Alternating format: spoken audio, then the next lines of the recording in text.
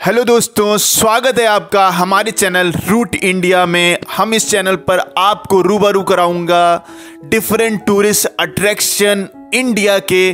तो चलिए स्टार्ट करते हैं। और आज का हमारा टॉपिक और हमारा टूरिस्ट अट्रैक्शन है कन्याकुमारी। तो सबसे पहले आइए जानते हैं कि कन्याकुमारी का नाम कन्याकुमारी क्यों पड़ा।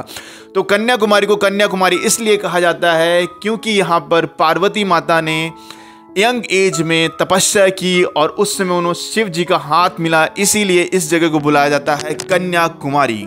तो सबसे पहले जानते हैं कि कैसे आप इस जगह पर पहुंच सकते हैं। यदि आप दिल्ली या दिल्ली के आसपास प्लेसेस से हैं तो आप यहां से फ्लाइट पकड़ सकते हैं और फ्लाइट से आप तिरुवनंतपुरम और त्रिवेंद्रम, पहला जो सबसे नियरेस्ट एयरपोर्ट है जहां से कन्याकुमारी 90 किलोमीटर है, और दूसरा पॉइंट है चेन्नई।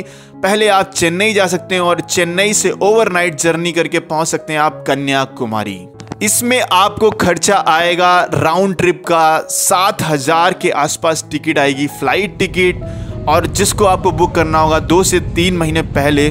बट जब भी आप यहाँ पर जाएं तो इस बात को याद रखें कि आप 20 दिसंबर से 2 जनवरी के बीच में ना जाएं। बहुत ही ज़्यादा रश और क्राउड रहता है, तो आप इस जगह को बहुत ज़्यादा एंजॉय नहीं कर पाएंगे और ये आपको बहुत एक्सपेंसिव भी पड़ेगी। आफ्टर रीचिंग कन्याकुमारी, सबसे पहली चीज़ जो हम देखते हैं कि हम कहाँ पर हमारी ठहरने की व्यवस्था हो सकती है। तो यहाँ पे बहुत सारे होटल्स हैं जो कि बस स्टैंड के नियर बाई हैं। वहाँ पर आप होटल्स को एक्सप्लोर कर सकते हैं, बजट होटल से लेके 5 स्टार होटल्स तक। ये बहुत अच्छी चीज़ होगी कि आप होटल्स को पहले बुक ना करें। यदि आप बजट ट्रैवलिंग करना चाहते हैं तो आप पहले यहाँ पर जाएं और होटल्स को विजिट करें और वहाँ पे बार्गेनिंग करें। आपको room easily 600 to 700 a night मिल जाएगा। उसके अलावा यदि आप बजट ट्रैवलर नहीं हैं तो आप कोई भी सी फेसिंग होटल बुक कर सकते हैं, रूम बुक कर सकते हैं, और आप इजीली वहाँ से सी का व्यू एंजॉय कर सकते हैं, क्योंकि यहाँ से इन होटल से सी का व्यू बहुत ही अच्छा और खूबसूरत दिखता है। होटल बुक करने के बाद यहाँ पर वो कौन सी जगह है जहाँ पर आप जाके खा सकते हैं। तो सबसे पहला पॉइंट आता है कि जैसे कि इंडिया में बहुत सारी पॉपुलेशन वेजिटेरियन है, क्या यहाँ पर वेजिटेरियन फूड मिलता है? क्योंकि यहाँ पर सी है, लोग ऐसा मानते हैं कि सी है तो सी फूड मिलेगा। ऐसा बिल्कुल भी नहीं है। यहाँ पर आपको ईजिली वेजिटेरियन फूड मिल जाएगा, नॉर्थ इंडियन भी मिल जाएगा, साउथ इंडियन भी मिल जाएगा। अगर नॉर्थ इंडियन लवर हैं तो ज़्यादा नहीं, 1-2 रेस्टोरेंट्स आपको मिल जाएंगे, जैसे कि दिल्ली पंजाबी ढाबा करके है जहाँ पर बहुत ही अच्छा quality food little bit expensive मिल जाएगा। दूसरा पॉइंट है, अगर आप इडली सांभर, बड़ा सांभर या फिर डोसे के फ़ैन हैं तो यहाँ पर हेल लॉट ऑफ वैरायटी है इन सब चीज़ों की, और आप इस चीज़ को एंजॉय कर सकते हैं। 60 to 70 rupees it will cost you. उसके अलावा यदि आप नॉन वेजिटेरियन हैं और सी फूड लवर हैं तो ये आपके लिए स्वर्ग है। यहाँ पर बहुत सारे ऑप्शंस हैं सी फूड के। आइए अब हम बात करते हैं जो सबसे ज़्यादा इम्पॉर्टेंट है जब हम किसी भी टूरिस्ट अट्रैक्शन पे जाते हैं, तो वो कौन सी जगह हैं जो हम वहाँ पर एक्सप्लोर कर सकते हैं।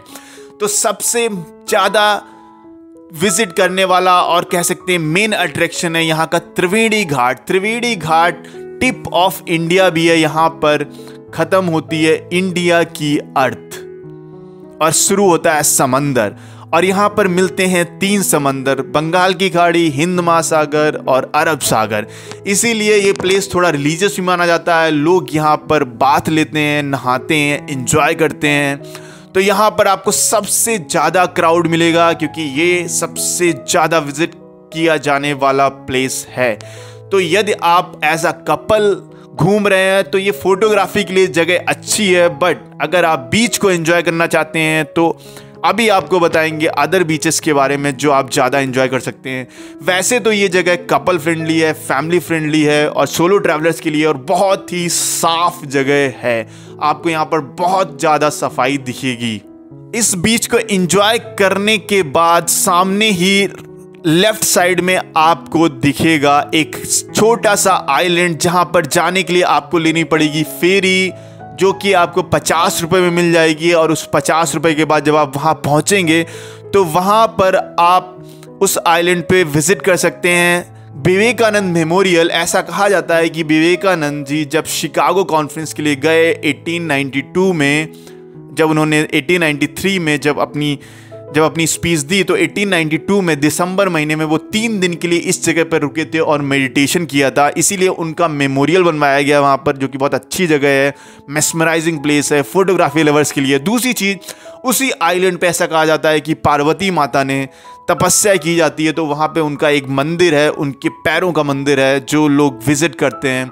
और उसके अलावा थिरुवल्लुवर एक बहुत ही फेमस संत हुए, उनका एक स्टैचू है 130 फीट का, वहाँ पर भी आप जा सकते हैं और उसका एंजॉय ले सकते हैं।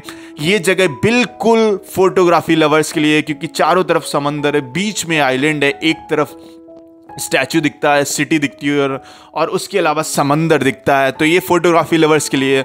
उसके अलावा कन्याकुमारी को जो जाना जाता है यहाँ के सनराइज और सनसेट के लिए, ये एक ऐसी जगह है जहाँ पे आपको सनराइज भी दिखता है और सनसेट भी दिखता है और सबसे खूबसूरत दिखता है। मॉर्निंग में जाओ सनराइज को एंजॉय करो, इवनिंग में जाओ सनसेट को एंजॉय करो, रात में यहाँ पर मून राइज भी सबसे अच्छा होता है, क्योंकि ये इक्वेटर से पास में ये जगह है।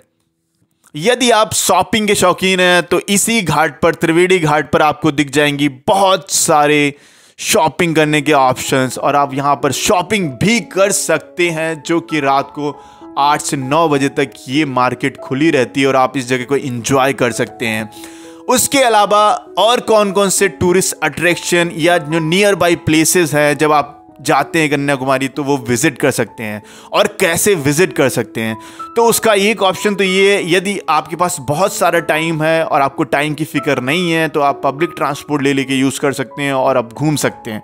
बट जो सबसे अच्छा ऑप्शन है कि आप यहाँ पर एक टैक्सी लें, जो कि आपको कॉस्ट करेगी, होल डे आपको घुमाएंगे, पूरा दिन घुमाएंगे, 2000 से 2500 रुपए के बीच में एक कार। अगर आपकी फैमिली बड़ी है तो थोड़ा ज़्यादा कॉस्टली होगा, क्योंकि आपको करना पड़ेगा एक टेम्पो ट्रैवलर। तो आप पूरे दिन में वो कौन कौन सी जगह हैं जो आपको ज़रूर विजिट करनी चाहिए, तो सबसे पहला जो मैं कहना चाहूँगा, माथुर एक्वेडक्ट। माथुर एक्वेडक्ट क्या है? ये एक चैनल है और एक नहर है जो कि मैन मेड नहर है। इसको बनवाया गया था 1964 में। क्यों बनवाया गया? उस समय के चीफ मिनिस्टर ने इसको बनवाया था, क्योंकि यहाँ पर 2 माउंटेन्स है। एक माउंटेन्स पे बहुत ज़्यादा लोग सफ़र कर रहे थे, बारिश ना होने की वजह से सूखा पड़ गया था, तो वहाँ पर इरिगेशन के लिए, वहाँ पर सिंचाई के लिए पानी नहीं था, और उस पानी की पूर्ति के लिए इस चैनल को बनवाया गया था। एक हाइट पे एक ब्रिज है, उस ब्रिज के ऊपर एक चैनल है जहाँ से पानी एक माउंटेन से दूसरे माउंटेन पे जाता है। ये जगह बहुत फेमस नहीं है, इसलिए तुम्हें बहुत ज़्यादा क्राउड नहीं मिलेगा, और मैं कहूँगा ये सोलो ट्रैवलर, फोटो फ्रीक और कपल फ्रेंडली जगह है। आपको जाना चाहिए सनराइज पे और मॉर्निंग में या फिर इवनिंग में, सबसे अच्छी फोटोग्राफी के लिए, क्योंकि यहाँ पर बहुत ही ज़्यादा ग्रीनरी है, माउंटेन्स हैं और एक ऊंचाई पर है, इसलिए बहुत अच्छी फोटोग्राफी के लिए आप इस जगह पे जाएं। इसके अलावा आप कौन कौन सी जगह हैं जो आपको ज़रूर विजिट करनी चाहिए? दूसरी जगह है सुचिंद्रम टेम्पल, यह एक मंदिर है जो आपको विजिट करना चाहिए। उसके अलावा वट्टाकोटाई बीच एंड वट्टाकोटाई फोर्ट, फोर्ट के पास ही एक बीच है। यदि आप कोई एक पीसफुल लोकेशन सर्च कर रहे हैं तो आपको बिल्कुल जाना चाहिए वट्टाकोटाई बीच, जो कि सेंटर से 6 to 7 किलोमीटर्स है, और वहाँ पर आप सनसेट का भी एंजॉय कर सकते हैं, और एज अ कपल आपको ये बहुत ही शांत जगह मिलेगी। इसके अलावा आप जा सकते हैं तिरुपरापू वाटरफॉल। ये एक वाटरफॉल है, बहुत ही खूबसूरत वाटरफॉल है, जहाँ पर आप बोटिंग का भी एंजॉय कर सकते हैं, जो आपको कॉस्ट करेगी 50 रुपये। और इस जगह पे जाने के लिए, वाटरफॉल पे जाने के लिए सिर्फ आपको देने पड़ेंगे एंट्री के 5 रुपये। बट यदि आपके पास कोई वीडियो कैमरा है तो उसके चार्जेस हैं 135 रुपये। बट मैं बिल्कुल भी सजेस्ट नहीं करूँगा आप इस जगह पे वीडियो कैमरा लेके जाएं। यदि आपके पास टैक्सी है तो आप टैक्सी में छोड़ दें, यदि आप ले जाना चाहते हैं तो ले जाएं, बट बिल्कुल भी ये वीडियोग्राफिक प्लेस नहीं है। बट आप यहाँ पे इस झरने का एंजॉय कर सकते हैं। दूसरा, आप बोट राइड का एंजॉय कर सकते हैं, जो कि आपको कॉस्ट करेगी 50 रुपये, जिसमें आपको तकरीबन 500 मीटर की दूरी की बोटिंग करवाएंगे। तो ये जो जगह है वो मिनिमम 2 डेज़ और मैक्स टू मैक्स 4 डेज़, अगर आप बहुत आराम से इस जगह को एंजॉय करना चाहते हैं। बट जैसा कि हम जानते हैं कि जब हम सपोज करो नॉर्थ इंडिया से साउथ इंडिया में जाएंगे तो एटलीस्ट 7 दिन या 10 दिनों के लिए जाएंगे। तो वो कौन कौन सी जगह हैं आसपास की जो हम एक्सप्लोर कर सकते हैं? तो यदि आप चेन्नई से आपकी फ्लाइट है तो आप एक्सप्लोर करना स्टार्ट करिए। यहाँ से आप बस ले सकते हैं और रामेश्वरम जा सकते हैं, जो कि हमारा 4 धामों में से एक बहुत ही महत्वपूर्ण धाम है। आप यहाँ जाइए, यहाँ पर एंजॉय करिए मंदिर का और आसपास बहुत सारी चीज़ें देखने को, और वहाँ से आप ट्रेन ले सकते हैं चेन्नई के लिए और चेन्नई एक्सप्लोर करके वापस आ सकते हैं फ्लाइट लेके दिल्ली। यदि आप जाना चाहते हैं केरला, त्रिवेंद्रम से आपकी फ्लाइट है तो आप केरला जाइए। केरला में बैक वाटर्स और बहुत सारे झरने और बहुत सारी ग्रीनरी को आप एंजॉय कर सकते हैं और वहां से फ्लाइट लेके आप वापस आ सकते हैं दिल्ली। आई होप कि आपको पसंद आई होगी ये जानकारी, और मैं ये भी बताना चाहूंगा इस टोटल ट्रिप का अगर आप 10 दिनों के लिए जाते हैं और आप बजट में ट्रैवल करना चाहते हैं तो ये आपको कॉस्ट पड़ेगी 20,000 के आसपास इंक्लूडिंग फ्लाइट। हो सकता है आपको थोड़ी सस्ती और भी पड़ जाए, बट आप 20,000 रुपए का बजट लेके जाइए 10 दिनों के लिए, आप बहुत बढ़िया एंजॉय करेंगे। यदि आपको ये जानकारी पसंद आई तो आप इस वीडियो को शेयर कर सकते हैं अपने दोस्तों के साथ, फैमिली के साथ, फ्रेंड्स के साथ। इसके अलावा इस चैनल के नए हैं तो इस चैनल को सब्सक्राइब भी कर सकते हैं, क्योंकि मैं लाता रहूँगा आपके लिए हर वीडियो में नई जगह की इंफॉर्मेशन, और वो भी बजट में। फिर मिलेंगे अगले वीडियो में, तब तक के लिए आडियोस अमीगोस।